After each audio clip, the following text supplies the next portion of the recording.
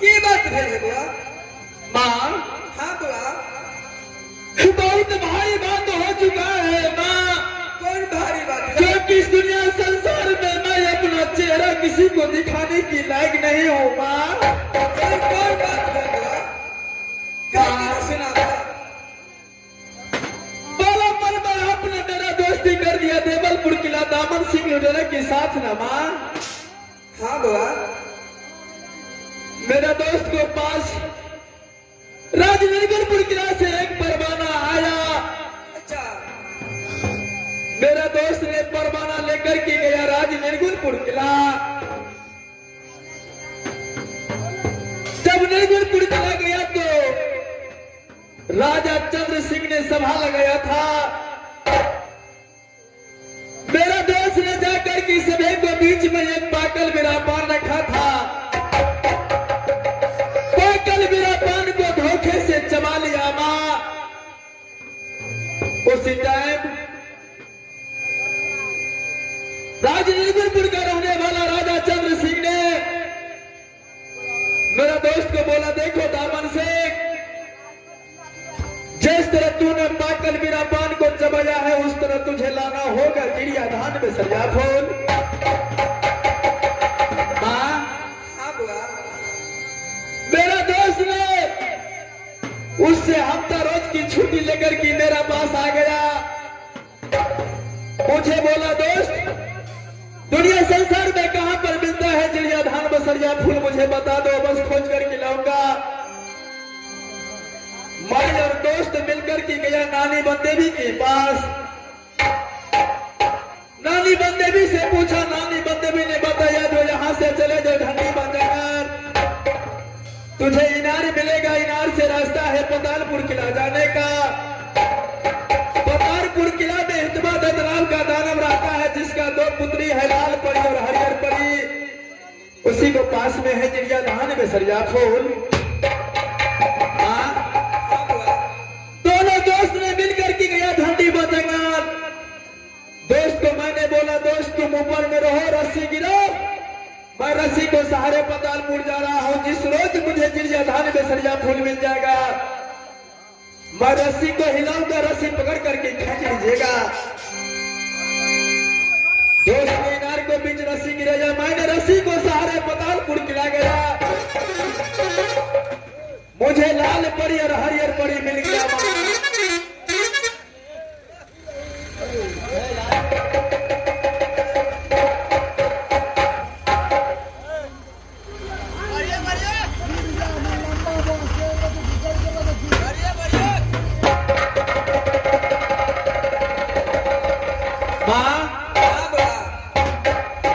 मैंने लाल परी हरियर परी को रस्सी पकड़िया, दोस्त ने रस्सी पकड़ कर खींच लिया। जब मैंने आवाज लगाया मेरा दोस्त रस्सी नहीं बढ़ाया, दोनों लड़की लेकर के चला गया निर्गुणपुर किला।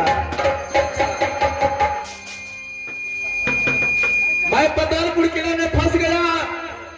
नानी बंदेवी को याद किया आकाशवाणी से। नानी बंदेवी ने मुझे उपाय बताया जो इस तरह से तुम अपना मर्दभूमि तक पहुंचेगा।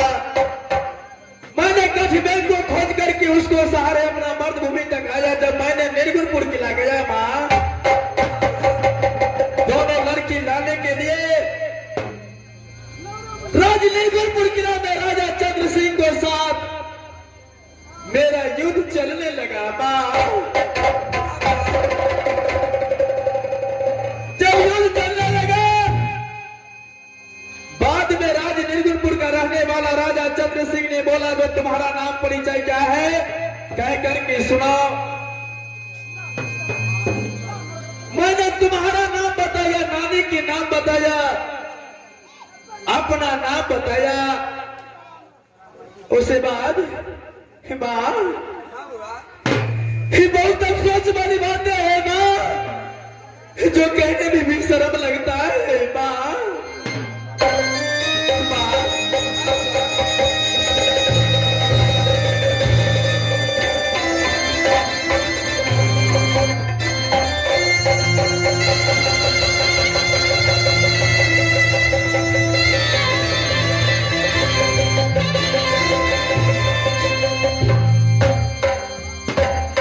उसने मुझसे पूछने लगा माँ,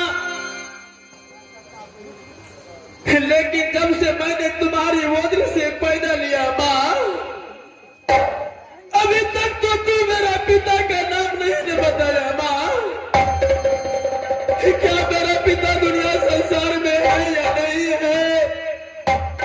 कौन मेरा पिता है? क्या मेरा पिता का नाम है? क्यों नहीं बताया तू माँ? माँ, हाँ बुआ, जब मैंने उसे पिता का नाम नहीं बताया, उसने मुझे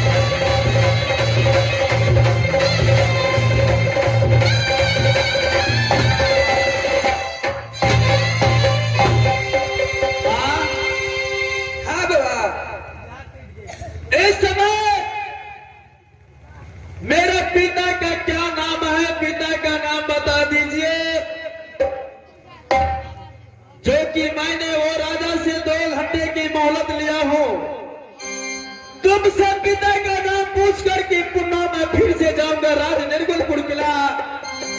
आज जिस तरह वो निर्गुणपुर का रहने वाला राजा जनवा कह करके पुकारा, आज उसी तरह उसका सर से धैर्य न करूंगा मां। इस समय तो पिता का नाम बता दो मां। हे ईश्वर जी, कहना है तो घर वाला भी होगा ये परमेश्वर। आज की स्वामी नाथ के नाम ने खोल से कुछ होगा मां। आज की बहुत तरह भूख लगा ठोर में सुखा गल था। आज की तरह अपने हाथ से की भोजन कर बोला मां, जब तक पिता का नाम नहीं बताएगा तब तक कदापि खाना खा नहीं सकता हूं। क्या इतना बड़ा भली मैं सोचते हुए कैसे मैं अपना हाल में खाना खाऊंगा मां। ऐसा तो झमेला में तू नहीं करा बुआ। आज की तरह किटली मरिया में अपना हाथ से की भोजन करा बुआ। मां, मैं जो पैदा लिया हूं तुम्हारी वज्र से, कोई न कोई तो मेरा पिता होगा ना मां। कुछ न कुछ तो मेरा पिता का नाम होगा ना मां। पिता का नाम बता दो मां। बुआ, तू बहुत जिद्दी था। चला तू भोजन कर ले बुआ। दाई समय मैं भजन करने के लिए अपना महल जाऊं। हाँ बुआ। क्या तू पिता का नाम नहीं बता सकता है क्या? बुआ हमें नहीं कुछ पता बुआ। चला तू भोजन कर लिया। क्या हम पिता के नाम नहीं बताएगा? तू जा, तुम अपना महल में खाना खा करके आराम करो। मैं जा रहा हूं निर्गुणपुर किला। आज जिस तरह वो राजा मुझे जलवा बोला है उसी तरह मुझे सर से धैर्य न करूंगा मां। इस समय मैं महल खाना खाने नहीं जा सकता हूं।